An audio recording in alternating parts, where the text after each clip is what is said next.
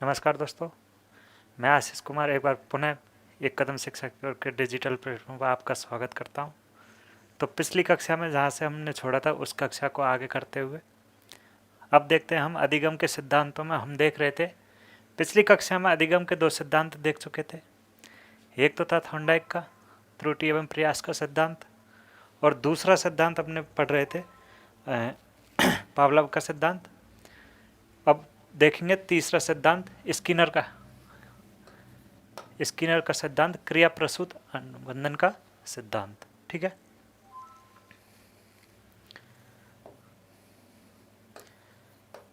क्रिया प्रसूत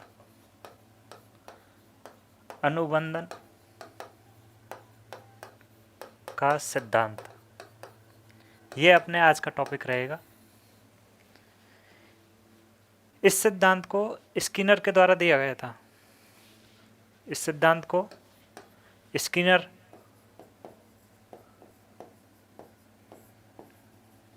के द्वारा दिया और इन्होंने उद्दीपक व अनुबंधन के स्थान पर अनुक्रिया को महत्व दिया। स्किनर ने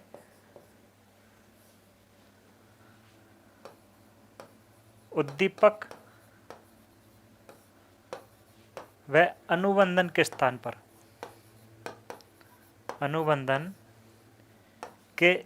पर किसे महत्व दिया? अनुक्रिया को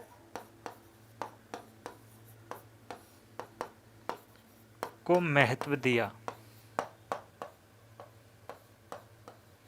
अपने पहला प्रश्न ये बन जाता है कि भाई स्किनर ने किसको महत्वपूर्ण माना है या किस पर अधिक बल दिया है? तो अपने अनुक्रिया पर सबसे ज़्यादा बल दिया है स्किनर ने।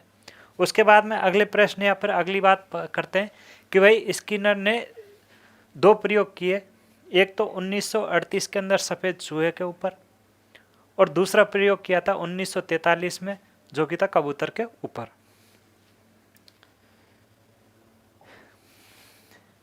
दो प्रयोग किए गए थे। एक तो है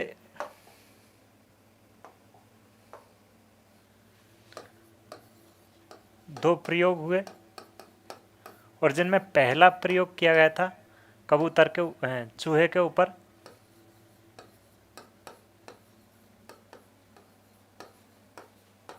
कब किया? 1938 के अंदर। ठीक है, और जो दूसरा प्रयोग किया था, दूसरा किया गया था कबूतर के ऊपर,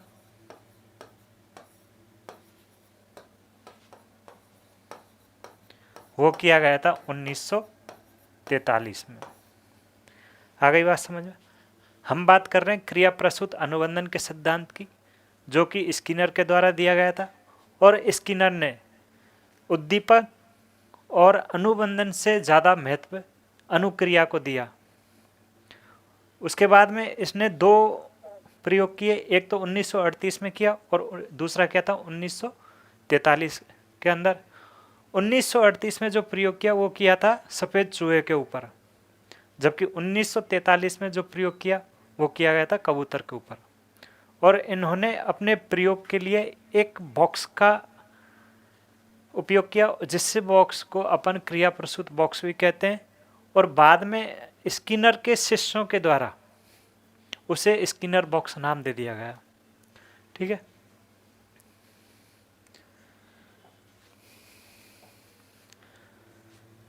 प्रयोग में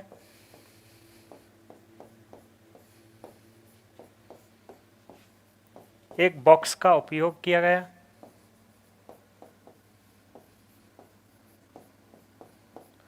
और इस बॉक्स का नाम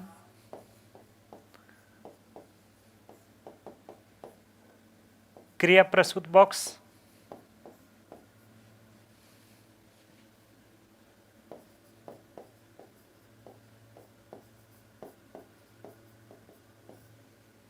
और बाद में शिष्यों के द्वारा इसे स्किनर बॉक्स कहा गया। शिष्यों ने नाम चेंज कर दिया इसका।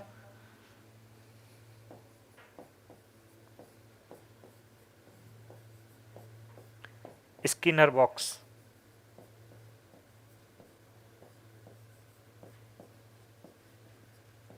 ठीक है, स्किनर की कुछ पुस्तकें होती हैं, इन्होंने 2-3 पुस्तकें लिखी, जिसमें पहली पुस्तक है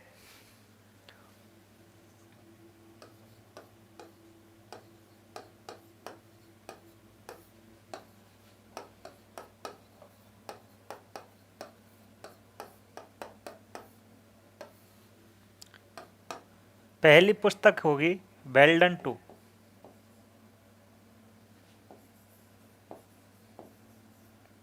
वेल्डन 2, ठीक है। दूसरी पुस्तक है ऑर्गेनिज्म, और तीसरी पुस्तक है freedom.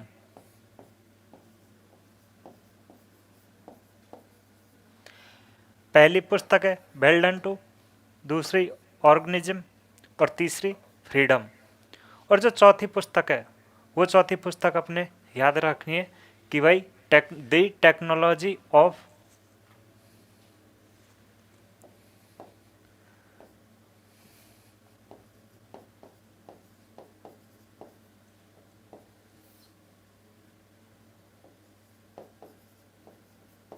The technology of teaching. ये इनकी 4 पुस्तकें, स्किनर ने 4 पुस्तकें लिखी। और जो ये पुस्तक है द टेक्नोलॉजी ऑफ टीचिंग, इस पुस्तक के अंदर स्किनर ने 2 शब्दों का प्रयोग किया, जो कि पहला शब्द था अविक्रमित अनुदेशन, और जो दूसरा शब्द है वो है माइक्रो टीचिंग।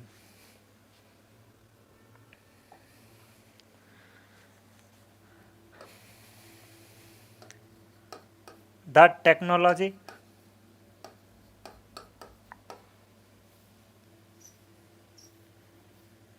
टेक्नोलॉजी में नामक पुस्तक में 2 शब्दों का प्रयोग किया गया,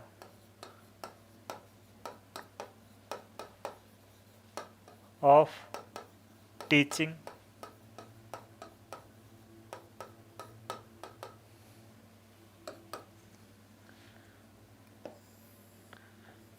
नामक पुस्तक में 2 शब्दों का प्रयोग किया गया।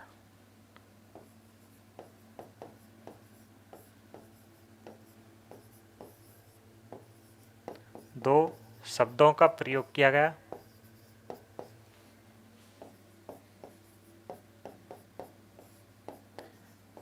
पहला शब्द है अपने,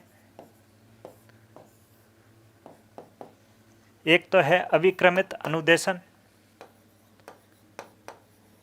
अविक्रमित अनुदेशन, और दूसरा शब्द आता है अपने माइक्रो टीचिंग, सूक्ष्म शिक्षण। सूक्ष्म शिक्षण या अपन माइक्रो टीचिंग बोल सकते हैं।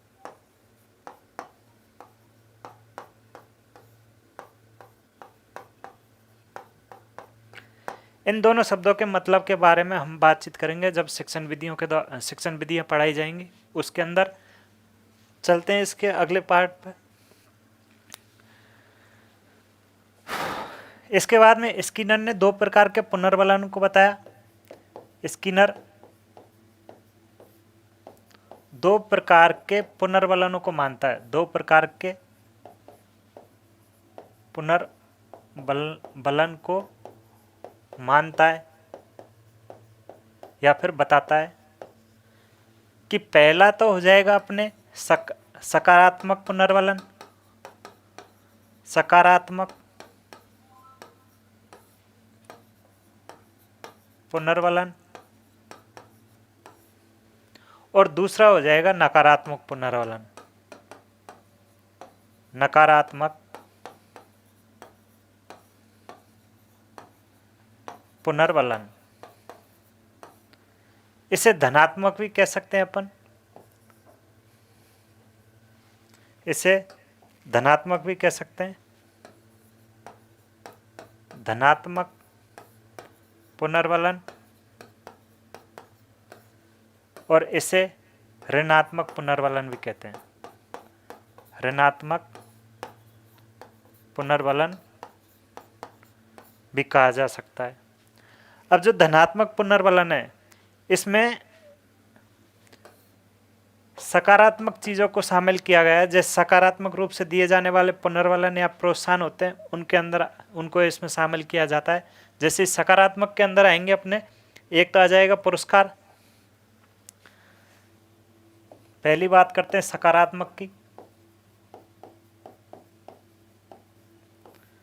सकारात्मक में कौन कौन सी चीज आती हैं? जैसे कि पुरस्कार, ठीक है। दूसरा देख, भोजन, पानी, सम्मान, प्रशंसा, ये आदि, ये सारे के सारे सकारात्मक पुनर्वलन होते हैं जो कि बालक को आगे बढ़ने के लिए प्रोत्साहित करते हैं। उसके बाद में दूसरा पुनर्वलन की बात करते हैं कि भाई दूसरा कौन सा, नकारात्मक या ऋणात्मक बात कर लेते हैं। ऋणात्मक पुनर्वलन। ऋणात्मक पुनर्वलन में जैसे कि दंड, ठीक है। दूसरा भय, तीसरा हो जाएगा मना करना, मना करना, डांट लगाना,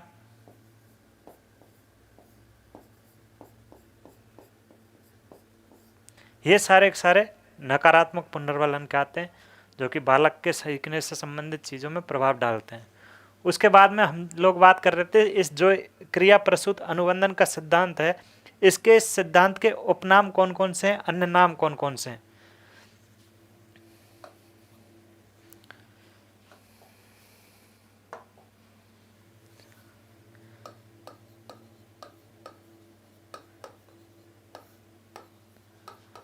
सिद्धांत के अन्य नाम,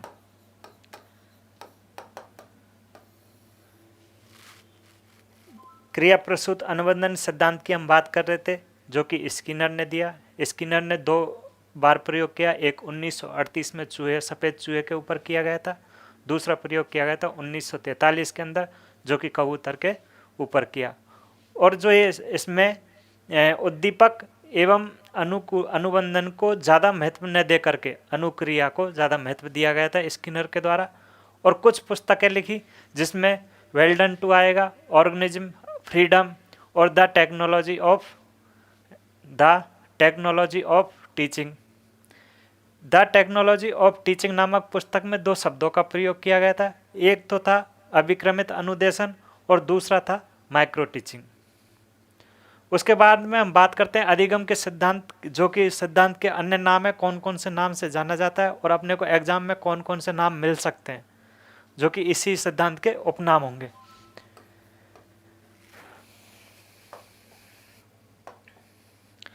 पहले सिद्धांत देखते हैं तो नेमेटिक का सिद्धांत कहा जाता है इसे।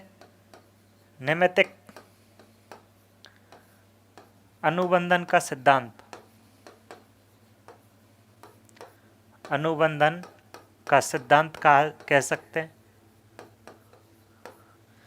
नेमेटिक अनुबंधन का सिद्धांत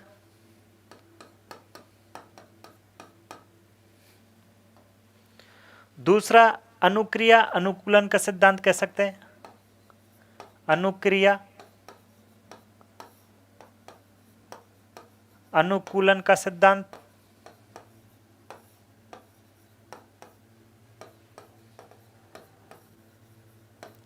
ठीक है। तीसरा नाम अनुकूलन पुनर्वलन का सिद्धांत भी बोल सकते हैं। माफ करना, अनुक्रिया पुनर्वलन का सिद्धांत, अनुक्रिया पुनर्वलन का सिद्धांत भी कह सकते हैं।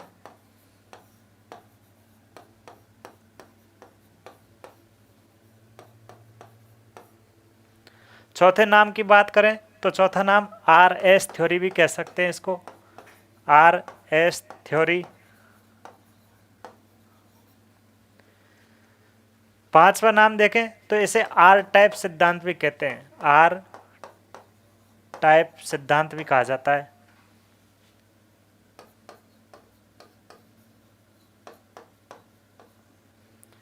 ठीक है, उसके बाद में इसे साधनात्मक अनुबंधन का सिद्धांत कहते हैं। ये अपने को इंपॉर्टेंट है, साधनात्मक अनुबंधन का सिद्धांत।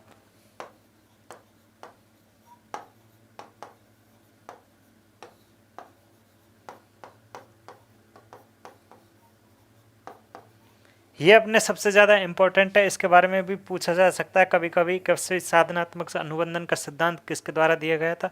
तो साधनात्मक अनुबंधन का सिद्धांत स्किनर के द्वारा दिया गया था।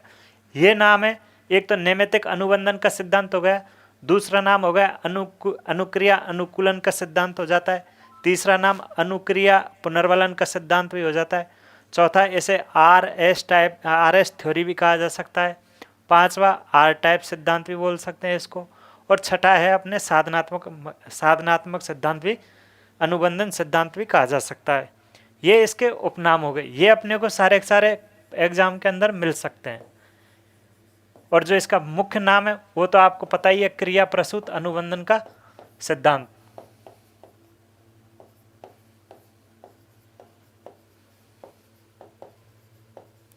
जिसमें प्रसूत का मतलब होता है संपन्न करना। जो ये क्रिया प्रसूत अनुबंधन का सिद्धांत है,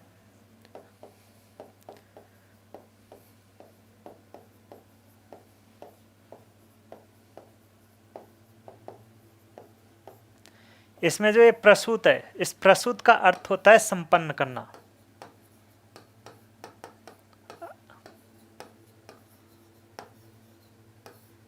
संपन्न करना। अब चलते हैं इसके प्रयोग की ओर कि भाई इसमें प्रयोग में क्या क्या किया क्या नहीं किया।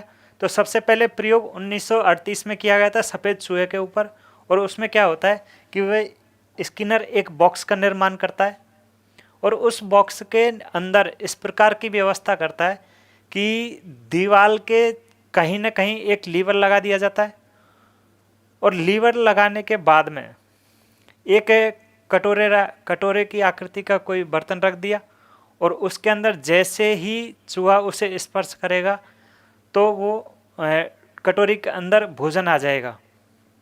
तो उसमें ये व्यवस्था की गई थी, और एक चूहे को उसके अंदर छोड़ दिया जाता है। और ये चीज़ याद रखनी है मेन कि जो ये सिद्धांत चूहे के ऊपर प्रयोग किया गया था, ये विकिरण आधारित सिद्धांत था, विकिरण आधारित प्रयोग था ये।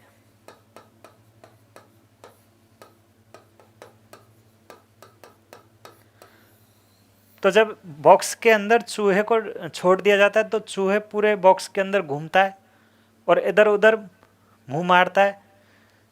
एक ऐसी जगह होती है जहाँ पर वो लीवर लगा होता है, और अचानक आकर के वो चूहा उस लीवर के ऊपर ही मुँह रख देता है और कटोरी के अंदर गोली नुमा भोजन आ जाता है। चूहा उसको ग्रहण कर लेगा। उसके बाद में फिर वो चूहा उस दीवार बॉक्स के अंदर चारों बगल घूमेगा, लेकिन फिर भी उसके पास आ जाएगा। तो ये प्रयास वो बार बार में कम करता जाता है, और एक टाइम ऐसा आता है कि वो डायरेक्ट लीवर पर दबाएगा और उसको भोजन की प्राप्ति हो जाएगी। कहने का मतलब ये है कि पहले चूहे ने अनुक्रिया की, यानी कि चारों बगल घूमा, लीवर दबाया, उसी के बाद में उसको भोजन प्राप्त हुआ। यानी कि पहले इसमें अनुक्रिया को प्रधान माना गया, यानी कि अगर वो घूमता नहीं तो उसको भोजन नहीं मिलता, और जब वो भोजन नहीं मिलता तो उसको पुनर्बलन नहीं मिलता। अगर उसको पुनर्बलन मिला है तभी तो वापस चारों बगल घूमेगा और फिर लीवर को दबाएगा। तो ये चीज़ स्किनर इसमें बताता है। ठीक है, विकिरण आधारित प्रयोग था ये, और इसमें प्रयोग में लिखना आप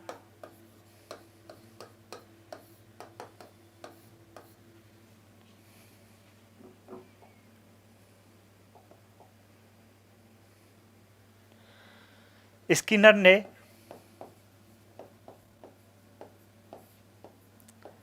सफेद चूहे पर विकिरण आधारित प्रयोग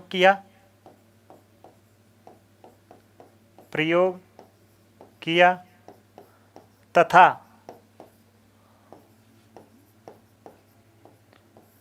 बॉक्स में एक ऐसी व्यवस्था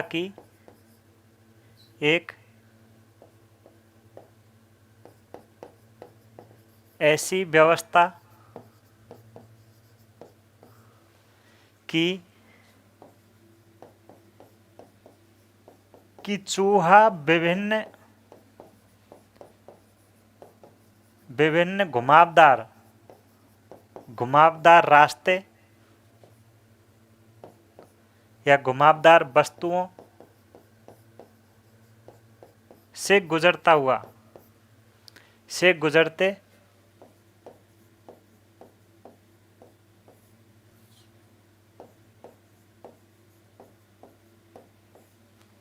एवं लीवर दबने के माध्यम से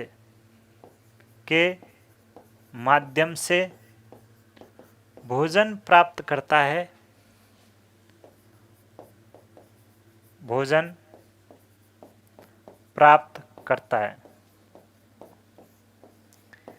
ये चीज अपने को याद रखनी। पहली बात तो यही पूछ लेगा स्किनर ने किस पर प्रयोग किया कि भाई सफेद चूहे पर। किस पर आधारित है ये? विकिरण आधारित प्रयोग था। कौन सा बॉक्स काम में लिया गया? इस बॉक्स को कहते हैं स्किनर बॉक्स। स्किनर बॉक्स ये नाम ही दिया था, उनके शिष्यों ने दिया था। हालांकि इसका नाम ज़्यादा मिलता नहीं, लेकिन शिष्यों ने इस बॉक्स को स्किनर कहा। उसके बाद में लीवर और भोजन की प्राप्ति करता है। यह भोजन उसके पुरस्कार का काम करता है। ठीक है, तो यहां पर घूमना, यहां पर चलना, चूहे के द्वारा चलना प्रारंभ किया गया। अगली स्लाइड पे लेते हैं।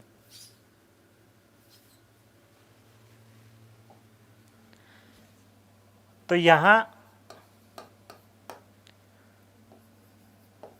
चूहे का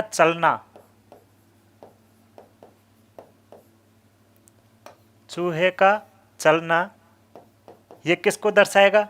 अनुक्रिया को। ठीक है, और जो भोजन की प्राप्ति हुई है वो भोजन पुरस्कार का काम करेगा।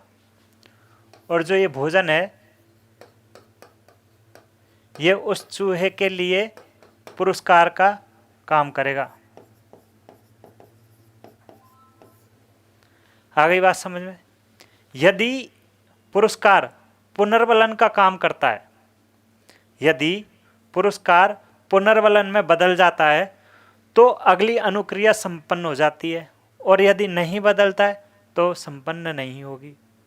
और यदि पुरस्कार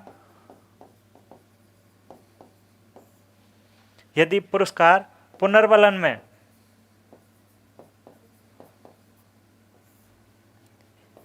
या प्रोत्साहन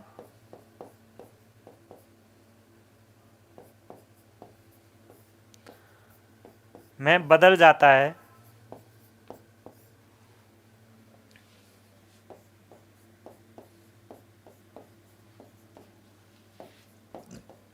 तो अगली क्रिया संपन्न हो जाएगी।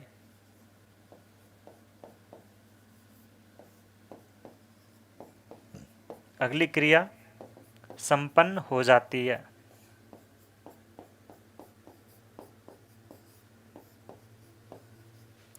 ठीक है,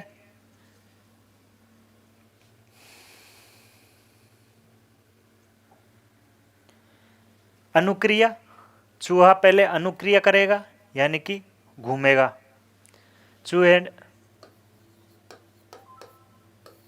चूहा पहले अनुक्रिया करता है, अनुक्रिया करेगा, फिर उसको पुरस्कार मिलेगा।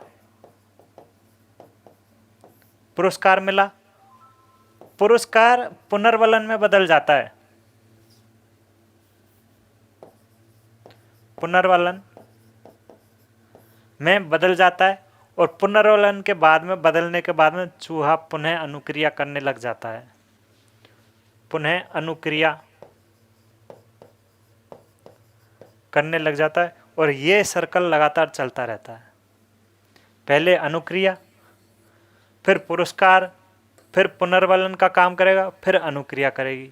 ये चीज़ अपने को याद रखना है। ये एक क्रम है और इस जो ये क्रम है, इस क्रम को अपन बोलते हैं अभिक्रमित अनुदेशन। अभिक्रमित अनुदेशन। अगर चूहा चलेगा ही नहीं तो पुरस्कार नहीं मिलेगा, यानी कि पहले अनुक्रिया होना सबसे महत्वपूर्ण बात है।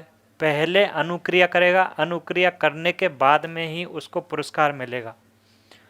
और यदि पुरस्कार उसको प्रोत्साहन देगा तो फिर वो अगली क्रिया करने प्रारंभ कर देगा। ये जो क्रम है, इस क्रम को अभिक्रमित अनुदेशन कहते हैं, जो कि दी टेक्नोलॉजी ऑफ टीचिंग में मनोविज्ञान स्किनर ने जो शब्द दिया था वो बताया है। इसके बाद में अगली चीज आती है कि भाई स्किनर दो प्रकार के अनुक्रियाओं को मानता है। स्किनर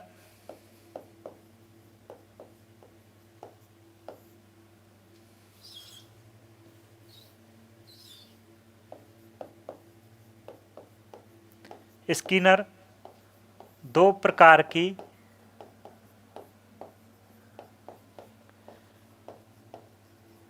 अनुक्रियाओं को बताता है। दो प्रकार की अनुक्रिया बताएगा। पहली क्रिया हो जाती है प्रतिवादी अनुक्रिया और दूसरी पहली तो हो जाएगी प्रतिवादी अनुक्रिया और दूसरी हो जाएगी क्रिया प्रसूत अनुक्रिया। पहली तो है प्रतिवादी अनुक्रिया, प्रतिवादी अनुक्रिया, ठीक है। और दूसरी जो अनुक्रिया है उसको कहते हैं अपन क्रिया प्रसूत अनुक्रिया। क्रिया प्रसूत अनुक्रिया। अब जो प्रतिवादी अनुक्रिया है ये क्या होती है कि ये किसी उद्दीपक को देखने के बाद में होती है।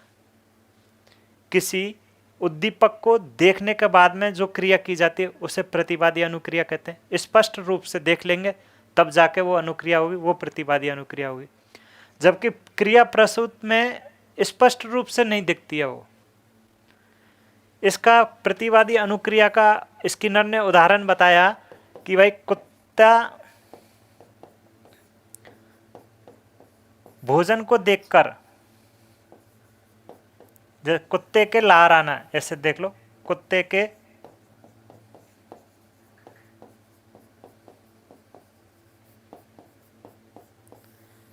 ये चीज प्रतिवादी अनुक्रिया के अंदर वो बताता है, ठीक है। ये अपने दोनों अनुक्रियाएं हो गई। इससे संबंधित जो भी ये सिद्धांत मैंने आज आपको पढ़ाया है, इस सिद्धांत से संबंधित अगर कोई समस्या हो या पिछली क्लासों में जो भी समस्या आ रही हो तो आप कमेंट में लिख देना। और जितना ज़्यादा हो सके इस वीडियो को शेयर किया करो। आप लोग पढ़ते नहीं हो, ना ही इसको देखते हो। जितना ज़्यादा हो सके इसको आगे से आगे शेयर करो।